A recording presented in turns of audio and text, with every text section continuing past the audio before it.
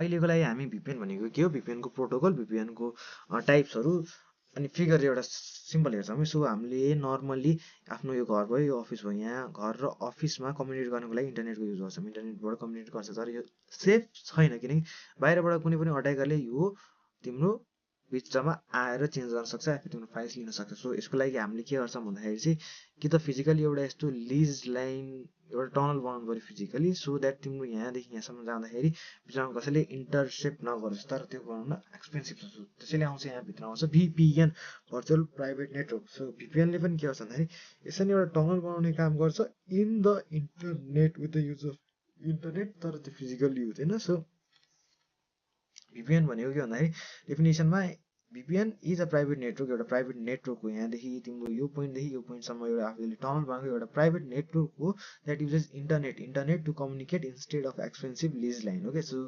Expensive यस्तो line भन्दाखेरि यो भर्चुअली बनाएको एउटा यो हो, बुझ आफै एउटा टनल हो होइन। सो भिपिएनमा चाहिँ के हुन्छ भन्दाखेरि चाहिँ so VPN is like a secure tunnel between your device and internet. Imagine sending it through a secret. So imagine गरे एउटा सिक्रेट लक ट्युबबाट तिमीले मेल पठाएर आऊ जसलाई कसैले केही गर्न सक्दैन, इन्टरसेप्ट गर्न सक्दैन, केही पनि गर्न सक्दैन। सो भिपिएन युज गर्नुको कारण भनेको हाम्रो एउटा भनेको डाटा प्राइभेट हुन्छ, एउटा भनेको चाहिँ तिम्रो ह्याकरहरूबाट यसले तिमीलाई बचाउँछ।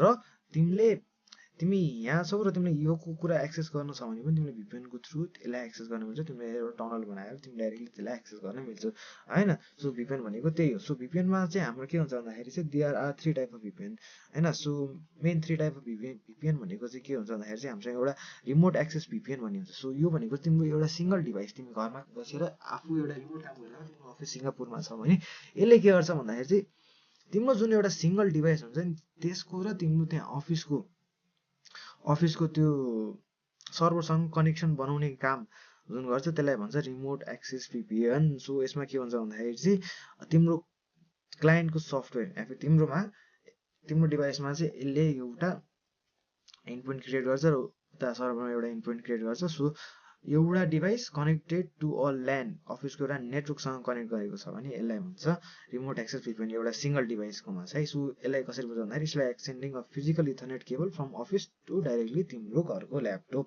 Okay, so internet based VPN भनेको चाहिँ यो चाहिँ तिम्रो यदि एउटा कम्पनी छ र त्यसको मल्टिपल ब्रान्चेसहरू छ, एउटा यहाँ छ, एउटा घरमा छ, एउटा काठमाडौँमा छ, एउटा पोखरामा छ, र तिम्रो मेन हेडक्वार्टर छ अमेरिकामा। सो तिमीले के गर्छ भन्दाखेरि चाहिँ त्यो डिफ्रेन्ट अफिसको इन्टायर नेटवर्क जुन हुन्छ नि त्यसलाई चाहिँ एउटै अर्गनाइजेसन यो फरक छ जस्तो नगरिकन गर्नको लागि चाहिँ तिमीले इन्टरनेट बेस्ड भिपिएन युज गर्छौ।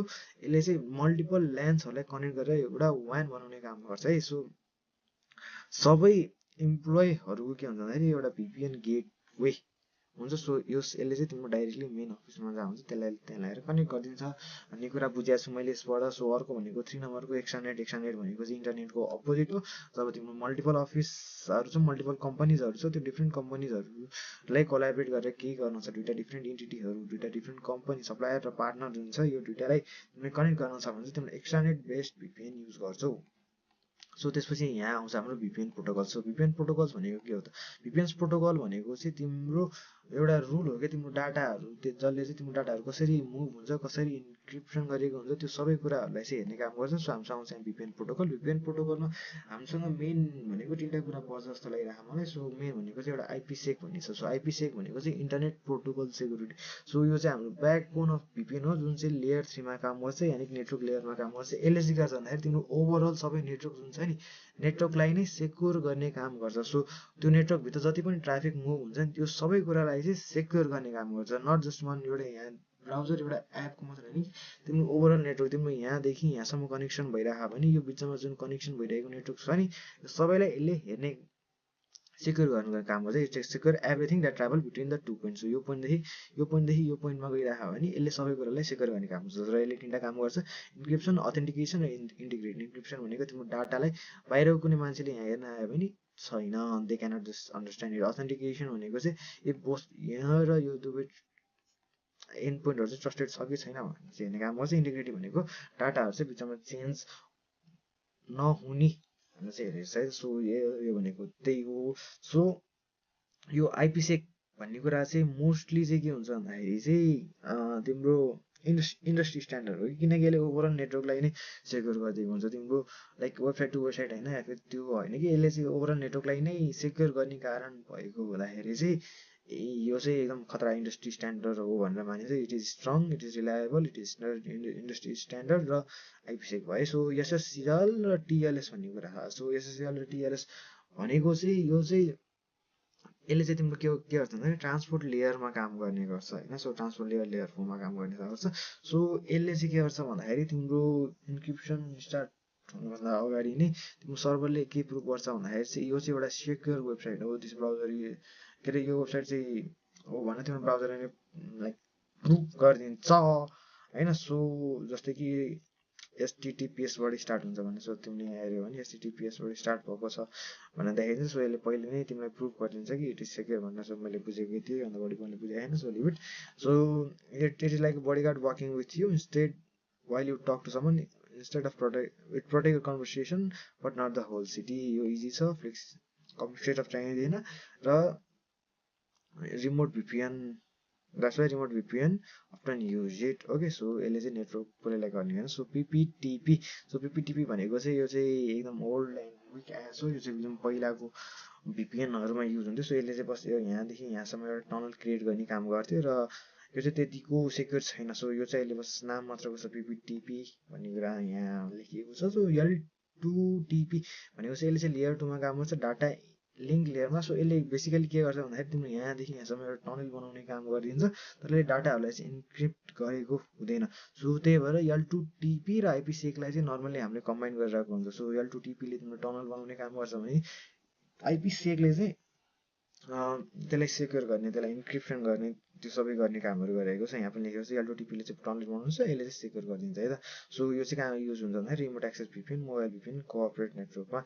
सो यो भइहाल्यो हाम्रो भिपिएनको प्रोटोकलहरू। सो भिपिएनको प्रोटोकल पछि हाम्रो आउँछ यहाँ के आउँछ भन्दाखेरि advantage of VPN. So advantage of VPN भनेको यसले कस्ट सेभ गर्छ, तिम्रो सेक्युरिटी प्रोभाइड गर्छ, तिमीले स्केल गर्न सक्छौ, नयाँ युजरहरू साइटमा मजाले आउन सक्छ, तिमीले एक्सेस गर्न सक्छौ अरू कुराहरूलाई। सो बिजनेसहरू चाहिँ तिम्रो मल्टिपल ठाउँमा छ भने तिमीले यु क्यान इजिली कन्टिन्यू होइन। सो यहाँ पनि लेखेको छ provide secure encrypted protect data, enable safe remote access for employees, बाहिरबाट तिमी रिमोट पनि गर्न सक्छौ, maintain confidentiality, reduce cost compare to cost reduce हुन्छ यो लिज लाइन भन्दा, र युजरको प्राइभेसीलाई यसले राख्छ। सो डिसएडभान्टेज पनि हेरौँ। डिसएडभान्टेज भनेको चाहिँ performance overhead due to description and description. Okay, require proper configuration and management, vulnerable if user credentials are compromised, depend on the internet connection quality। Okay, so यो disadvantage चाहिँ हेरौँ। So भिपिएनको figure भनेर हेर्नुपर्दा यो तिम्रो computer भयो, यसले चाहिँ यस्तो टनल क्रिएट गरिदिन्छ, यस्तो एउटा टनल क्रिएट गरिदिन्छ है त। यो अनसेफ इन्टरनेट भयो नि होइन, यो इन्टरनेट भयो, यो इन्टरनेटको पास हुँदै गएर यसले एउटा टनल क्रिएट गरिदिन्छ, सो द्याट तिम्रो यो अफिसको सबै कुराहरूलाई चाहिँ तिमीले यो एक्सेस गर्न मिल्छ with the help of a tunnel. Okay, so यसलाई नै भन्छ हामीले भिपिएनको फिगर। यो पनि भिपिएनको फिगर हो। सो टनल भयो, इन्टरनेट एउटा क्लाउड भयो भने यसले कसरी टनल क्रिएट गर्ने, यहाँदेखि यहाँसम्म तिमीहरू इजिली जान मिल्छ। ओके, सो यो भयो हाम्रो भिपिएनको। भिपिएन पछि हामीसँग आउँछ अनअथराइज ट्रिपल ए र फायरवल पोलिसी। सो यो भनेको चाहिँ के हेभन फुल्ली अन्डरस्टुड। सो यसलाई चाहिँ पछि हेर्नु ल अहिले नै। सो अर्को 10 मार्कको क्वेसन हामीसँग के आउँछ भन्दा अनअथराइज एक्सेस। अनअथराइज एक्सेसमा चाहिँ के आउँछ भन्दाखेरि चाहिँ अनअथराइज एक्सेसमा चाहिँ तिम्रो रिजन फर अनअथराइज एक्सेस के हुनसक्छ भन्दाखेरि चाहिँ अनसेक्योर नेटवर्क, सेयर डिभाइस, पोर मेन्टेनेन्स, विक अथेन्टिकेसन, मल्टिफ्याक्टर अथेन्टिकेसन छैन भने, इम्प्लोयरहरूलाई ट्रेनिङै छैन भने होइन, र तिम्रो भित्रैको कोही इन्साइडरले गरेको हो भने। सो यसको पनि हामीसँग यहाँ चाहिँ अनअथराइज एक्सेस। सो यसमा चाहिँ अट्याकरहरू भित्र कसरी आउँछ, किन आउँछ भन्दाखेरि चाहिँ इट इज नट बिकज तिम्रो सिस्टम विक छ, it is because it is not because they are strong, it is because यो सिस्टम इज विक है त। So weak tech plus careless people easy attack. So don't happen because hacker are genius, because company are careless भएर। So अर्को भनेको एउटा unsecured यो remote environment होइन। So work from home छ भने उनीहरूको वाइफाई विक छ भने होइन, डिफल्ट राउटर पासवर्ड छ, उनीहरूलाई वाइफाईलाई इजिली क्र्याक गर्न सकिन्छ भने त्यो पनि एउटा कज हुनसक्छ। अर्को भनेको पोर एन्ड पोइन्ट हाइजिन, मतलब उनीहरूको ल्यापटप या फिर उनीहरूको डिभाइसमा चाहिँ राम्रोसँग अपडेट छैन, पुरानो एन्टिभाइरसै छैन, पुरानो सफ्टवेयरहरू छ, ह्याकरहरूले चाहिँ इजिली टार्गेट गर्न सक्छ भने चाहिँ त्यो पनि एउटा कारण हुन्छ। एउटा भनेको चाहिँ तिम्रो वाइफाई विक छ, अर्को भनेको तिम्रो डिभाइसै विक छ, वाइफाई स्ट्रङ छ तर डिभाइस विक छ भने चाहिँ, अनि अर्को भनेको पब्लिक र सेयर डिभाइस, त्यस्तो डिभाइस जुन चाहिँ सेयर गरिएको हुन्छ होइन, जोसँग स्पाइवेयर हुन्छ होइन।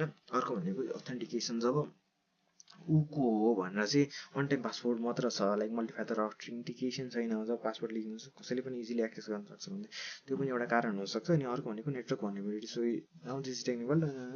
सो यसले चाहिँ के भने भन्दाखेरि if the attacker join the same wifi they can pretend to be a real device, redirect traffic. Okay, सबै कुरा छोडिदिउँ। अर्को भनेको ह्युमन एन्ड पोलिसी फिचर यसलाई छोडिदिउँ क्या त। So how to prevent, so prevent कसरी गर्ने भन्दाखेरि चाहिँ प्रिभेन्ट गर्नेमा चाहिँ यो आउँदो रहेछ, प्रिभेन्ट गर्नेमा चाहिँ एमएफए र ट्रिपल ए भन्ने हुन्छ। सो ट्रिपल एमा authentication, authorisation, firewall, accounting firewall यसको होइन, फायरवाल छुटेको। सो त्यो एउटा भयो। अनि अर्को हामीसँग के छ भन्दाखेरि चाहिँ सेक्युरिटी मेजर के गर्न सकिन्छ भन्दाखेरि एमएफए भनेको मल्टिफ्याक्टर अथेन्टिकेसन, म्यान्डेटरी भिपिएन युज गर्ने, एनएसी भनेको चाहिँ तिम्रो जुन क्लाइन्टको डिभाइस छ नि त्यो नेटवर्कसँग कनेक्ट हुँदाखेरि त्यसमा एन्टिभाइरस छ कि छैन, त्यसमा स्पाइवेयर छ कि छैन, त्यसमा ओएसहरू अपडेट भएको छ कि छैन होइन, त्यो सबै चेक गर्ने। ओके, अनि सेगमेन्टेसन भनेको चाहिँ तिम्रो अर्गनाइजेसनको जुनै पनि सर्भर छ त्यसलाई सेगमेन्ट गर्ने कि। सो आइटीको लागि छुट्टै छ, फाइनेन्सको लागि छुट्टै छ, बिकज कुनै पनि अट्याक गर्यो भने you don't want to compromise your whole server, यो पुरा कम्प्रोमाइज गर्नु साटो सेगमेन्ट अनुसार। सपोज तिमीले यसले टुक्रा टुक्रा गरेको भने कसैले अट्याक गर्यो, फाइनेन्समा अट्याक गर्यो भने फाइनेन्सको मात्रै उसले डाटा पायो कि सबैको पाएन भन्ने कुरा है। सो त्यो भए अर्को भनेको रेगुलरली। सो अहिलेसम्म मैले बुझेको यति हो। सो तिम्रो एक्जाममा आउने क्वेसन भनेको यसरी नै केस बेस क्वेसन आउँछ। So global tech has a primary headquarter in London, 2 major branches office are in New York and London, New York र टोकियोमा छ अरे होइन। सो यिनीहरू दुवैको आफ्नो ल्यान्ड छ। सो यसमा चाहिँ हाम्रो क्वेसन के आउँछ भन्दाखेरि चाहिँ what type of VPN, so कस्तो टाइप अफ भिपिएन चाहिँ युज गर्न सकिन्छ भन्दाखेरि इन्टरनेट बेस्ड भिपिएन है। सो इन्टरनेट बेस्ड भिपिएन यहाँ कहाँ छ, so internet based side to side VPN, internet based side to side VPN यसमा युज गर्न सकिन्छ है। अनि अर्को भनेको एडभान्टेज, ग्लोबल टेकले भिपिएन युज गर्नुको एडभान्टेज यहाँ। सो कस्टको कुरा आउँछ यसमा, कस्टको कुरा आइसकेपछि तिम्रो प्राइभेसीको कुरा पनि आउँछ, त्यो पनि। सो प्रोटोकल सेलेक्सन, द आइज debating which protocol to use for the tunnel names common. So यसको केसमा चाहिँ कुन टनल युज गर्ने भन्दाखेरि चाहिँ I think I had the answer here. So यसमा छैन रहेछ। सो एन्सर तिम्रो कुन टनल युज गर्ने भन्दाखेरि चाहिँ यु क्यान जस्ट युज पिपिएन, आइपिसेक एउटा भयो, अनि आइपिसेक पछि तिम्रो कहाँको L2TP। ओके, सो यसरी नै क्वेसनहरू आउँछ, यसरी पढ्ने। Good lock.